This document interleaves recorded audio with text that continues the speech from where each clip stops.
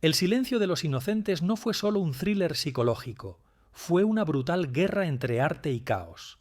Detrás de la fachada del Oscar, el set era una olla a presión, improvisaciones peligrosas, traiciones en casting, intromisiones del FBI y un actor protagonista que borraba la frontera entre el hombre y el monstruo.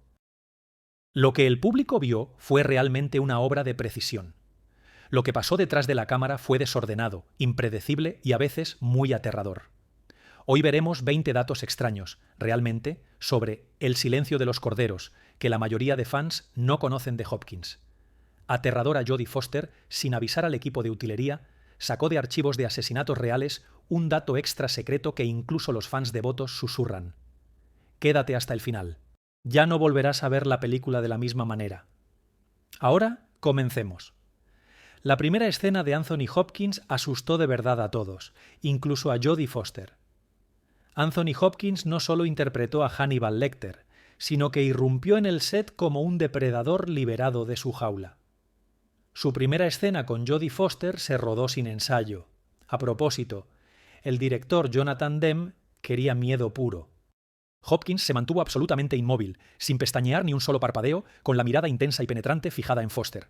Más tarde ella confesó, con sinceridad y temblor en la voz, que estaba verdaderamente temblando, no como Clarice Starling, sino como ella misma. Hopkins improvisó un siseo al sorber tras describir con detalle su comida de habas y Chianti. Eso no formaba parte del guión. El equipo se quedó inmóvil, en silencio, sin saber si debían reír o llorar ante aquella escena. Ese sonido improvisado se convirtió en la línea más escalofriante de la película. No fue actuación de método, fue guerra psicológica, de indudable intensidad, desatado sin aviso, total. Foster confesó más tarde. Ella evitó conversación casual con Hopkins durante el rodaje, no por falta de respeto. 2. Foster se negó a ensayar con Hopkins, de manera firme. Jodie Foster no estaba simplemente nerviosa. Ella evitó deliberadamente a Hopkins fuera de cámara. Tras esa primera toma, notó que su presencia era abrumadora. Ella creía que mucha cercanía agotaría la tensión entre Starling y Lecter, así que tomó una decisión. Sin ensayos, sin charla superficial. Al rodar, cada intercambio fue eléctrico, porque era absolutamente auténtico. Foster admitió en entrevistas posteriores que le tenía miedo a Hopkins. La separación añadió capas de gran realismo. Starling, la novata del FBI en formación, asustada, pero atraída por el genio enjaulado. La estrategia ya dio sus frutos. Los críticos destacaron la electricidad tácita entre ambos. Lo que el público no sabía era que esto no era química. Era distancia, miedo y un misterio cuidadosamente mantenido. No era que los actores se unieran, eran dos extraños orbitando el uno al otro en un malestar deliberado. 3. El FBI también ayudó a escribir el guión. Esto no era fantasía de Hollywood. Estaba construido con la aportación real de las fuerzas del orden, el guionista Ted Talley y también el director Jonathan Demme. No querían clichés, querían precisión y trabajaron directamente con el FBI. La agencia permitió el acceso a Cuántico, dando a Foster una oportunidad para observar a los aprendices, asistir a clases y ver sesiones de perfil psicológico. No era solo investigación, era reclutamiento. El FBI consideró la película una gran oportunidad de PR para atraer a agentes femeninas. La representación de Starling como competente, dura e inteligente no fue solo cine. Fue propaganda por diseño. Al estrenarse la película, aumentaron las solicitudes para ingresar al FBI. No era arte que imitaba la vida, era vida usando el arte para reclutar, con Hollywood como megáfono. La celda del cuarto lector fue diseñada para romper reglas. La celda de prisión más mítica de la historia del cine no era realista, era un truco cinematográfico. En realidad, presos de alta seguridad como Lecter nunca vivirían tras un cristal, pero Demme y su equipo de producción rechazaron las barras tradicionales. Sabían que necesitaban vistas ininterrumpidas del rostro de Hopkins a través del vidrio, que proporcionaba claridad y amplitud. La escenografía estaba iluminada para crear reflejos que hacían parecer a Lecter fantasmal, casi irreal. La diseñadora Christy Zia admitió que la estética de la celda no buscaba autenticidad, sino mitos. Paredes blancas contrastaban con Lecter. calma siniestra que lo hacía parecer menos prisionero y más espécimen en exhibición. No fue confinamiento, fue exhibición. La elección difuminó la línea entre el horror y la galería de arte, obligando al público a contemplar el mal sin obstáculos. 5. La polilla no era solo una utilería. Aquella polilla de cabeza de muerte no era imaginación de estudio. Estaba importada, frágil y viva. Polillas reales del gusano hocicudo del tabaco fueron criadas y manejadas por un domador de insectos en el set. Pero aquí está lo clave. El cráneo en la espalda de la polilla no era real. Se añadió pintura para aumentar el simbolismo. La polilla simbolizaba el cambio, la obsesión de Buffalo Bill por volverse nuevo. Pero ya manipular polillas fue duro.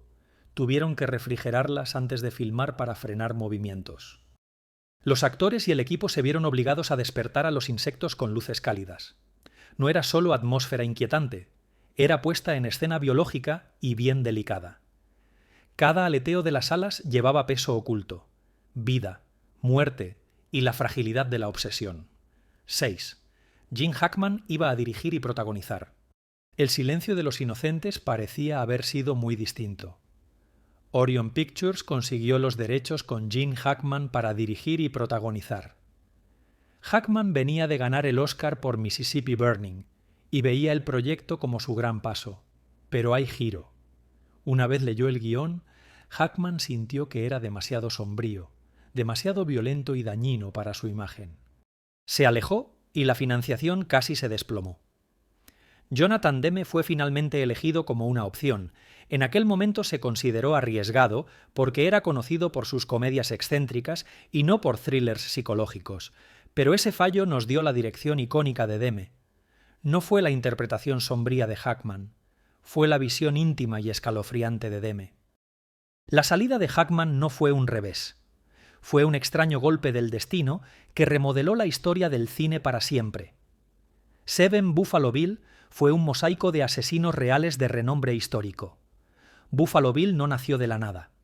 Él fue tejido y cosido a partir de pesadillas del mundo real. El guionista Ted Talley y el autor Thomas Harris se inspiraron sobremanera en asesinos en serie como Ed Gein, que desollaba cadáveres, Ted Bundy, que atraía a mujeres fingiendo estar herido, y Gary Hennig, quien mantenía a las mujeres cautivas dentro de su propio sótano. La obsesión de Bill con la transformación, convertir con piel un traje para mujer, resonó con mayor claridad en su impacto y en su forma de actuar, y en sus efectos, pero la brutalidad de sus manipulaciones, sus juegos psicológicos y aún su ternura hacia su perro, siguieron siendo rasgos notables de su conducta. Precious provino de años de investigación sobre crímenes reales. Lo que el público no sabía era que cada rasgo perturbador había sido escogido cuidadosamente para parecer irreal y horriblemente posible. Bill no era solo un villano. Era un espejo que devolvía a la humanidad sus extremos más oscuros. No era invención pura, sino un mosaico de horrores reales. 8. Ted Levine luchó por interpretar a Buffalo Bill. La actuación de Ted Levine como Buffalo Bill es inolvidable, pero casi lo destrozó. Levine temía encasillarse como un monstruo. El rol exigía actos perturbadores, bailar frente al espejo, esconder su cuerpo, susurrarse a sí mismo con una voz distorsionada. Levine se empujó a rincones oscuros de la psicología, pero luego admitió que le incomodaba que el público lo confundiera con el personaje. Durante meses tras el estreno, le costó hallar trabajo con directores de casting y estudios. Solo lo veían como ese tipo. Irónicamente, Levine no se parecía a Bill en vida. Era pensativo, tímido y empático. Interpretó a un personaje torcido. No era un ascenso, era un peligro para su carrera. Levine, finalmente, reconstruyó su carrera con papeles en Monk y Heat, pero El silencio de los corderos dejó cicatrices. No lo anticipó ya. 9. La línea más espeluznante fue improvisada. ¿Sabes cómo te veo yo a ti con tu buena bolsa y tus zapatos baratos? Ese monólogo tan brutal no estaba ya del todo escrito. Hopkins imprimió su propio ritmo, su propio veneno en los insultos de Lecter. Se acercó más, alargando las palabras, dejando que el silencio durara lo bastante para que Foster se retorciera. Jodie Foster, más tarde, admitió que no sabía qué diría Hopkins ni cómo lo diría. Esa impredecibilidad convirtió la escena en pura electricidad. El filo de su burla no era teatral, se sentía personal, atravesando la fachada del FBI construida por Foster. No era solo diálogo, era un combate psicológico.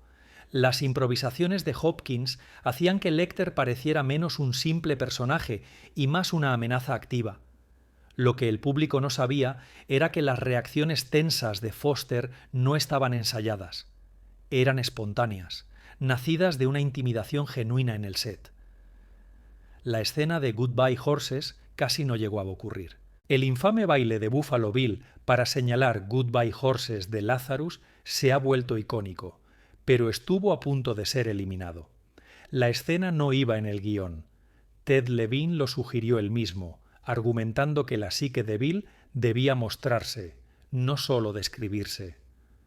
Levine coreografió la inquietante actuación con aporte de Demme. Al mezclar vulnerabilidad con amenaza, los productores quedaron horrorizados. Se sentía muy extraño, muy arriesgado, pero Demme insistió diciendo que era clave para entender la obsesión de Bill con la transformación. La canción Choice fue un hallazgo afortunado, una pista inquietante de un artista underground hoy. Esa escena define el terror de la película, no la matanza de Bill, no la caza de Bill. Pero Bill, en plena danza, bailando, medio desnudo, frágil y monstruoso, mostrando algo casi monstruoso. No era un espectáculo. Fue una revelación cortante. Habría significado perder una de las ventanas más perturbadoras del cine hacia la locura. La tripulación se sintió inquieta ante la quietud de Hopkins. Anthony Hopkins no dependía de sustos bruscos, ni de arrebatos teatrales. Su arma era la quietud. En el set. Se quedaba inmóvil entre tomas, mirando al reparto y al equipo con los ojos sin pestañear. Algunos miembros del equipo admitieron que evitaban hacer contacto visual directo porque sentían que Lecter los estaba estudiando. Hopkins incluso practicó minimizar sus pestañeos para que su mirada pareciera antinatural, casi reptiliana. Esa elección aumentó su amenaza en pantalla. Lo que el público no sabía realmente es que la tensión no era solo actuación, contagió de verdad toda la producción. Más tarde, Demme dijo que Hopkins dominó el espacio sin mover ni un músculo. No era gritar, no era violencia, era control silencioso. Y antes de revelar el próximo dato, dale me gusta y suscríbete, porque, como Lecter, esta película todavía guarda secretos a plena vista. Sitio 12. La cinta fue rodada fuera de secuencia por una razón. El silencio de los corderos no se filmó en orden cronológico, y no fue por accidente. Demme deliberadamente programó al principio las escenas más intensas entre Lecter y Starling. Quería que los actores experimentaran las emociones más crudas antes de que se sintieran demasiado cómodos entre sí.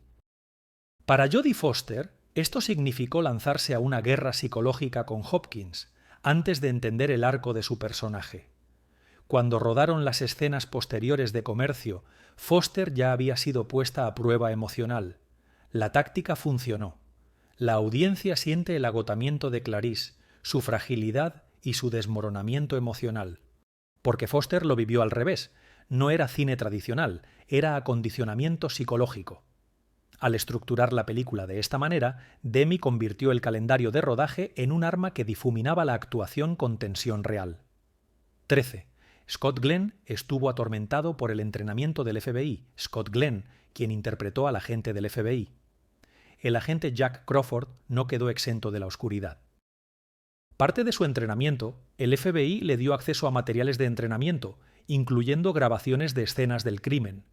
A Glenn se le mostraron cintas de audio del asesino Lawrence Bitter torturando a una víctima. Evidencia espantosa, no era para oídos del público. Luego, Glenn dijo que eso lo persiguió años, cambiando su visión de la violencia y la pena de muerte. Él confesó. Al principio se opuso a la pena de muerte, pero tras esa experiencia su postura cambió. No era solo investigación de roles, era un trauma disfrazado de educación. Las audiencias de la actuación lo elogiaron por su calma. La autoridad llevaba el peso de cicatrices psicológicas reales, no ficción, no ensayo. Los brutales ecos de la crueldad humana genuina le llegaban directamente a sus auriculares. 14. El cartel de la mariposa oculta un secreto oscuro. El cartel promocional de El silencio de los corderos, es uno de los más famosos de la historia del cine. La cara de Jodie Foster con una polilla cabeza de calavera cubriendo su boca. Pero mira de cerca. La calavera en la espalda de la polilla no es solo un diseño, es una fotografía famosa. La imagen es Salvador Dalí, una obra de 1951 en Volta, Moros, que presenta una calavera formada por cuerpos femeninos desnudos. Los creadores del cartel introdujeron esta referencia, añadiendo una capa de perturbación psicológica.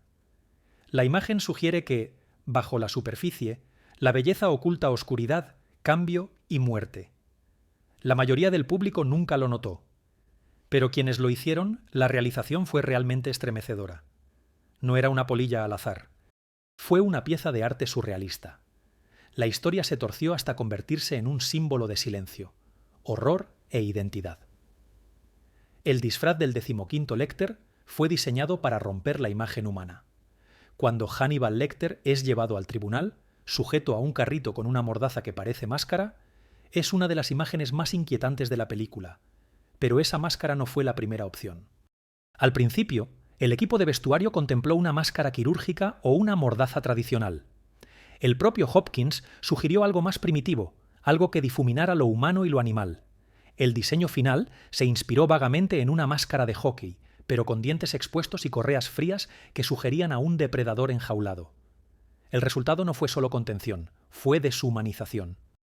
Lecter no estaba vestido como un hombre bajo control, estaba vestido como bestia, siendo transportado. Las audiencias temblaron porque el disfraz no decía prisionero, decía monstruo. Y con un golpe inolvidable, la vestimenta convirtió al personaje de Hopkins en combustible para pesadillas. 16. La película enfrentó una feroz reacción de activistas LGBTQ+. Al estrenarse, El silencio de los corderos no fue celebrado por todos. Activistas LGBTQ+ protestaron ante cines, acusaron a la película de reforzar estereotipos dañinos. Buffalo Bill, obsesionado con el cambio y la identidad, fue visto por algunos como retrato peligroso de lo queer. El director Jonathan Demme dijo luego que quedó devastado por la reacción y que no pretendía equiparar la patología de Bill con la identidad LGBTQ+. El guión afirma que Bill no es transgénero. En 1991 no todos captaron esa sutileza. Las protestas estallaron durante temporada de premios, con manifestantes sosteniendo carteles y leyendo «Paren ya de demonizarnos». No fue una controversia. Fue una revisión cultural profunda. Demme dirigió Filadelfia en 1993. Una película que aborda el SIDA y la homofobia como forma de equilibrar su legado. Expiación a través del arte. El 17 Lecter apenas parpadea en la pantalla.